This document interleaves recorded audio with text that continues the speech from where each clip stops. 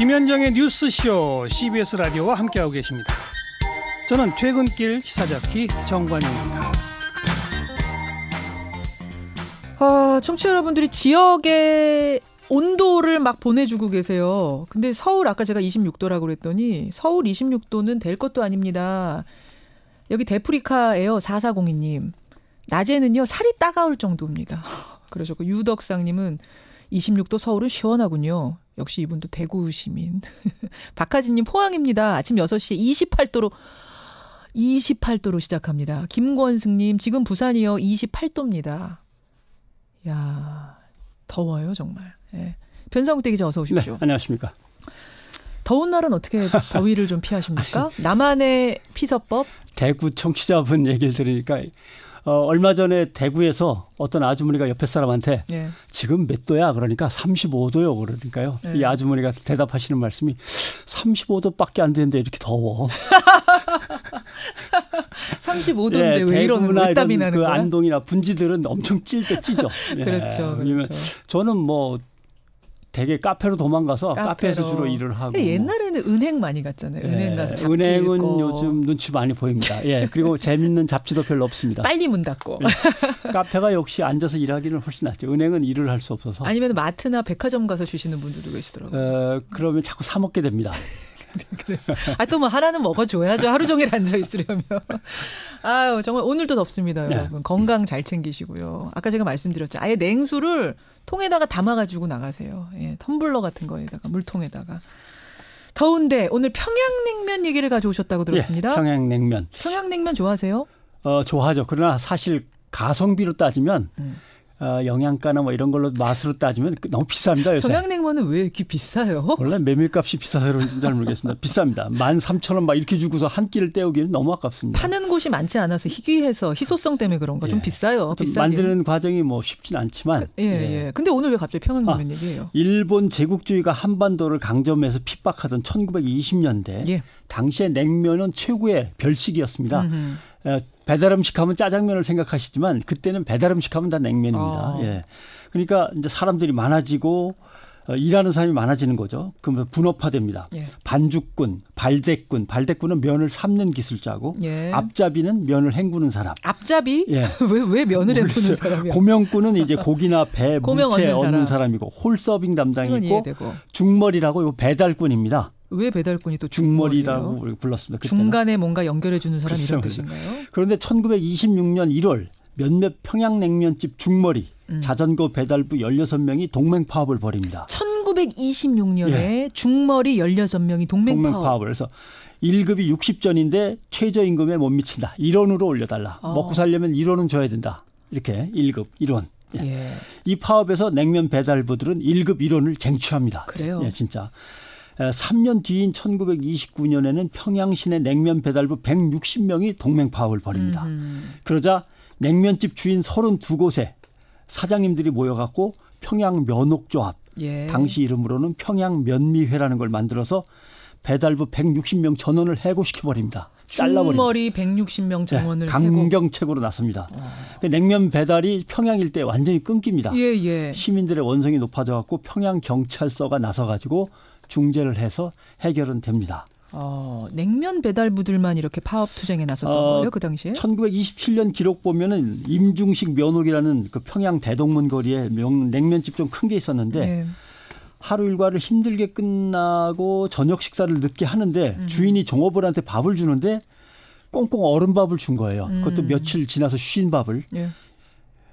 봉급도 적고 처우도 이렇게 엉망이면 일 못한다. 그래갖고 거기서 이제 종업원들이 분개해가지고 파업을 시작하죠. 그래서 1927년 평양 냉면 노동자 전체가 파업에 들어가는 동맹 파업이 있기도 했습니다. 그래요.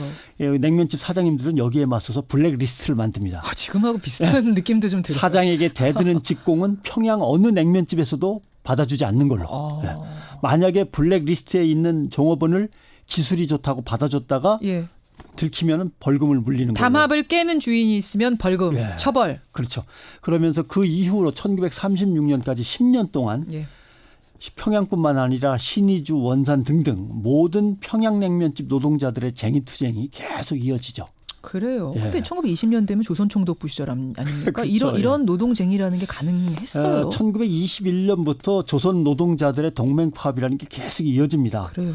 22년에는 경성 구두공장, 23년에 경성 고무공장 여직공, 26년에는 인천의 성냥공장 여직공 동맹 파업이 그래서 계속 왜냐하면 조선노동연맹이라는 노총이 이미 그때는 결성돼 있을 때예요. 그래서 노동자들의 파업을 지원하는 거죠. 예. 결국 냉면 노동자는 산별 노조를 만들었고 또 사장님들은 요새 편의점 가맹점 협의회랑 비슷한 점주 조합이라는 걸 만들어갖고 충돌이 계속 벌어지는 거죠. 그런 거 하면 애쓴 흔적도 있어요. 어떻게? 일요일은 보니까 노사협약으로 유급휴일입니다. 유급으로 이건 상당히 그다음에 앞서갔네요. 식당이 뭐 사장님이 어디 휴가를 가시거나 해서 휴업할 때도 유급휴일입니다. 그다음에 이제 계속 나름대로 노동자들의 권익을 조금씩 올려간 흔적이 보이는데 1930년대 후반으로 접어들면서 전쟁이 치열해지니까 일본 경찰이 대대적으로 탄압하면서 냉면 노동자 파업 투쟁은 이제 여기서 끝을 내죠. 지금이나 그때나 노동자는 노동자대로 냉면집 사장님들 가게 주인은 주인대로 어려움이 있었던 그렇죠. 거네요. 예. 100년 전에 냉면 노동자 파업의 핵심은 예. 사람이 사람답게 살 수 있도록 임금과 처우를 개선해 달라는 거지만 결국은 시대의 변화거든요. 왜냐하면 땅 가진 사람이 농노처럼 하인을 거두어서 일을 시키거나 아니면 땅을 소작 주고 일을 시킨 다음에 가져가는 건 사실 자기 마음대로 가져가거든요. 그렇죠. 그리고 죽어라고 일한 사람은 가난에 허덕이면서 죽어가는 게 이제 당연하던 봉건 질서 시절인데 이제는 바뀐 겁니다. 산업이라는 거는 땅이나 건물, 냉면 가게를 가진 사람과 거기에서 일하는 임금 노동자가 적절하게 조합을 이뤄서 이익을 내고 그렇죠. 그 이익을 합리적인 선에서 나눠 갖는 게 근대화인데 그 넘어가는 과정에서 이제 진통이 계속 일어나는 그게 거죠. 중요한 거죠. 네. 합리적인 선, 모두가 이해할 수 있는. 그렇죠. 그리고 평양은 인구가 30만 명인데 냉면 전문점이 50곳입니다. 도심에만. 경쟁이 대단해요. 엄청난 경쟁이죠. 요새 편의점이. 그러니까 이것도 그렇죠. 편의점하고 비슷해요. 편의점이 지금 전국에 7만 개거든요. 무지하게 많잖아요. 예. 편의점이 일단 좀 한 3분의 1 줄어들면 이런 일이 좀 덜 할 텐데 당시에 냉면 가게는 냉면 가게대로 치열했던 거죠. 예. 그러니까 일단 편의점이 너무 많아서 수익이 안 만들어지는 거지 최저임금이 너무 턱없이 올라가서 수익이 안 난다. 이렇게 보시기가 어려운 거고. 그러면 이제 우리가 20년대 평양냉면집 얘기를 했는데 그걸 보면서 과거에서 지금을 비추어서 배울 점은 뭡니까 도대체? 일단 싸우려면 좀 크게 싸워야겠다. 냉면집 사장하고 냉면집 일하는 사람하고의 싸움이 문제가 아니었던 거죠. 아하. 그러니까 지금 편의점 같은 경우 알바와 싸울 게 아니고 본사하고 먼저 싸워야죠.